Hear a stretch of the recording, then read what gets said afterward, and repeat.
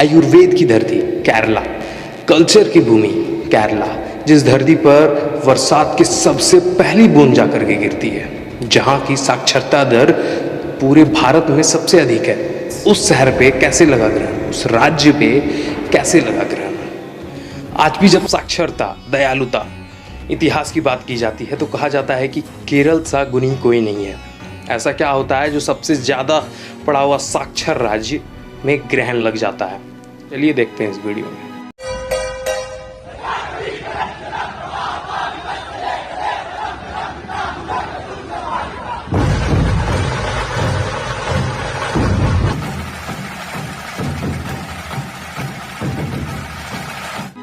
क्यों रोना पड़ा माओ को, क्यों बेटियां रूठ गई, घर की परी आज़ाद होना चाहिए, जब आज़ाद हुई तो धर्म, जात, खुशी, सुख, चैन सबसे छूट गई। जब बेटे पे घर का बोझ आया तो बेटा भी क्यों रूठ गया, परिवार की खातिर मरने वाला देश के टुकड़े के लिए कैसे जुट गया। धर्म अधर्म में भेद ना कर पाया, इसी माटी का बीज बना और इसी माटी में फूट गया, इसी माटी का बीज बना और इसी माटी में फूट गया। चलिए देखते हैं ये वीडियो। ये है केरला स्टोरी ही, लेकिन कुछ असली चेहरे और कुछ असली तथ्यों के साथ। ये कहानी सिर्फ केरला की नहीं है, ना ही ये कहानी किसी रिलीजियस पर्सपेक्टिव पे है। ये कहानी है इंडिया में आतंक के फाउंडेशन की। द केरला स्टोरी भी उसी का एक पार्ट है। साल 1992 बाबरी मस्जिद को गिराया जाता है। उसके अगले ही साल 1993 में एक मुस्लिम यानी कि इस्लामिक संगठन को संगठित किया जाता है, एक इस्लामिक ऑर्गेनाइजेशन को संगठित किया जाता है। और 1994 में यानी कि अगले ही साल उस इस्लामिक संगठन को अथॉरिटी यानी कि उसे ऑथराइज्ड कर दिया जाता है इंडिया में, जिसका नाम रखा जाता है NDF, नेशनल डेवलपमेंट फ्रंट। इसके बाद इस ऑर्गेनाइजेशन का काम शुरू हो जाता है। देखते ही देखते 7 साल हो जाते हैं और 7 साल में ये बहुत पॉपुलर हो जाता है, मेनली इंडिया के इस्लामिक लोगों के साथ। और इस्लामिक कंट्री से, इस्लामिक स्टेट से इसे डोनेशंस आने लगते हैं कि ये इंडिया में इसे और अच्छे से कार्य करे। एक्चुअली में इसका काम हमें बाद में जाके समझ में आएगा कि आखिर ये कैसे आतंकी का संगठन बन जाता है। NDF हिंदुओं से घृणा करने वाला वो सुन्नी संगठन जिसकी स्थापना 1994 में केरल में की गई थी। 1992 के बाद हुए दंगों और आतंकी घटनाओं में संलिप्त होने के कारण जब ISS को बैन किया गया तो उसकी जगह NDF अस्तित्व में आ गया।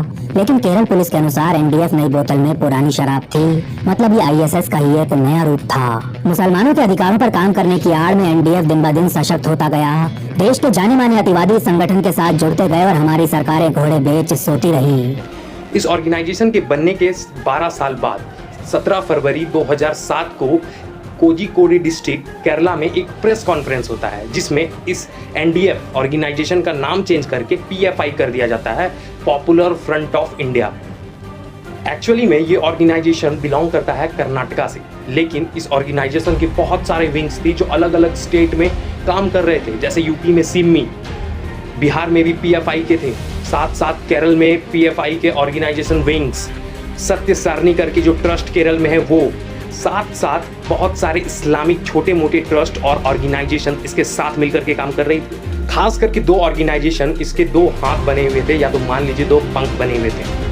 यूपी में एक Simmi, student Islamic movement of India, और दूसरा सत्य सारणी जो सर्दन पार्ट को संभाल रही थी, जो केरला में थी। लेकिन 2006 में PFI पे एक केस किया जाता है और वहीं से PFI का काला चिट्ठा खुलना शुरू होता है। PFI पे आरोप लगता है कि वो रिलीजियन कन्वर्जन कर रहे हैं, नॉन मुस्लिम टू मुस्लिम। वो टारगेट कर रहे हैं हिंदू और क्रिश्चियन लोगों को और अलग अलग तरीके से इन्हें काउंटर कर रहे हैं। और फिर 3 साल बाद 2009 में उस पर एक और आरोप लगता है। एक कैथोलिक बिशप उन पे ये आरोप लगाते हैं कि लगभग 3 सालों में 4500 से ज़्यादा लोगों को इन्होंने ब्रेन वॉश करके इस्लाम कबूल करवाया है। 29 सितंबर 2009 को सबसे पहली बार केरला हाई कोर्ट कन्वर्सन के असली चेहरे को सबके सामने रिवील करती है। बताया जाता है कि रोमियो जिहाद और लव जिहाद के बहुत सारे केसेस हाल ही दिनों में केरल में देखे गए।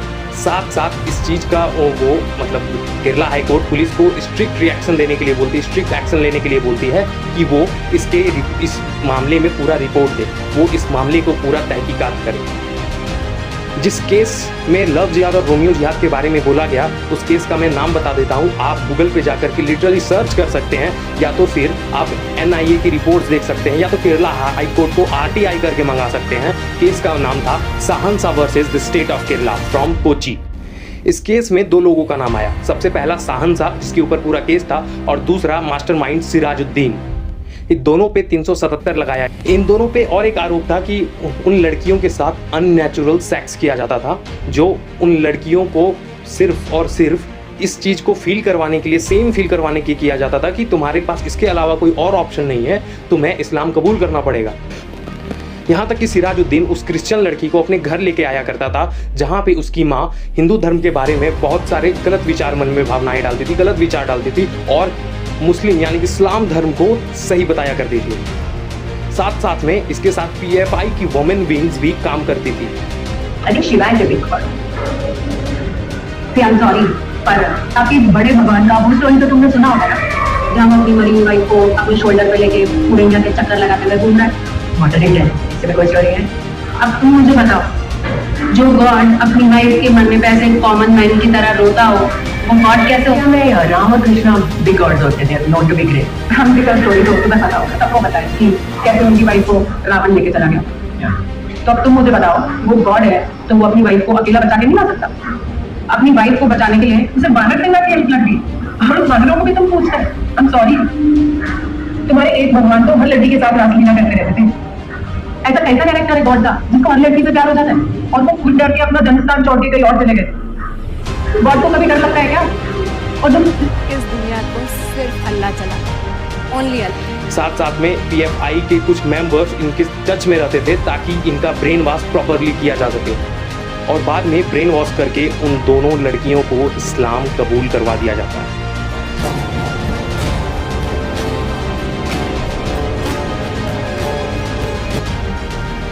इन्हें इर्लाकुलम से मलालपुरम लेके जाया जाता है। मलालपुरम में उन्हें एक घर में रखा जाता है, जहां पर उनसे PFI के लोग आकर के मिला करते थे, बहुत सारे मेंबर्स आकर के मिला करते थे।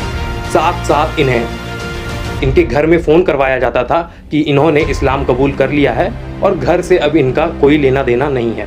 इन्होंने उन दोनों लड़कियों के साथ, जो एक क्रिश्चियन थी और जो एक हिंदू थी, उन दोनों के साथ सेक्सुअली टॉर्चर करने का भी मलालपुरम में कोशिश किया।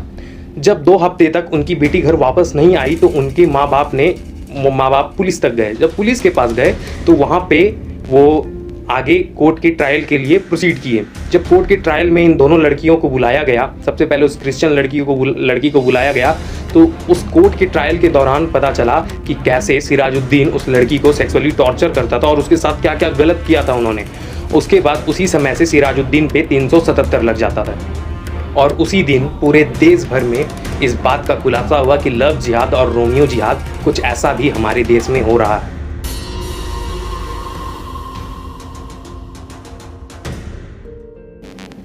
साल 2010, PFI का तालिबानी चेहरा।